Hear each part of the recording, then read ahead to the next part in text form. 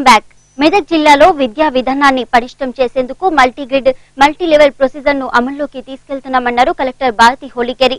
కొల్చారం ప్రాథమిక పాఠశాలలో బడిబాట కార్యక్రమాన్ని ప్రారంభించిన ఆమె పలువురు విద్యార్థుల పేర్లను నమోదు చేయించారు.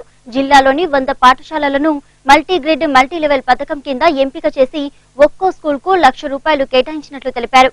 విద్యా వ్యవస్థను బలోపేతం చేసేందుకు పటిష్ట చర్యలు చేపడుతోంది టీఆర్ఎస్ ప్రభుత్వం. ఇందులో భాగంగానే ఆచార్య జయశంకర్ బడిబాట కార్యక్రమానికి శ్రీకారం చుట్టింది. 6 నుంచి 14 ఏళ్ల బడి వయసు పిల్లలు బడిలోనే చదువుకోవాలని, బాల కార్మికులుగా మారొద్దనే నిర్ణయంతో ఈ కార్యక్రమాన్ని రూపొందించింది. మెదక్ జిల్లా కొల్చారం మండలంలోని పలు ప్రభుత్వ పాఠశాలల్లో బడిబాట కార్యక్రమాన్ని ప్రారంభించిన కలెక్టర్ భారతి హోళీకేరి ఇంటింటికి వెళ్లి గవర్నమెంట్ స్కూళ్లలో విద్యార్థులకు అందుతున్న సౌకర్యాలు, విద్యపై తల్లిదండ్రులకు అవగాహన కల్పించారు.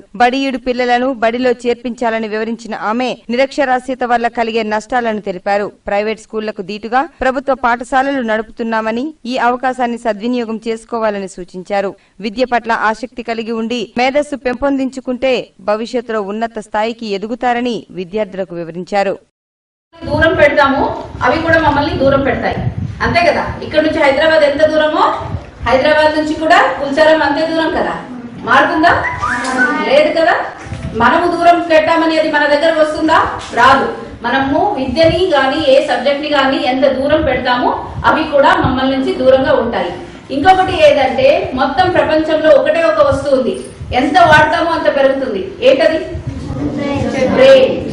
మిగిలిన వస్తువులు మీరు ఇప్పుడు కొన్ని సంవత్సరం నుంచి వాడుతున్నారు థియేటర్స్, అది వేర్ అండ్ టేర్ వస్తుందా? డిప్రిషియేషన్ అవుతుంది, దాని విలువ తగ్గిపోతుంది.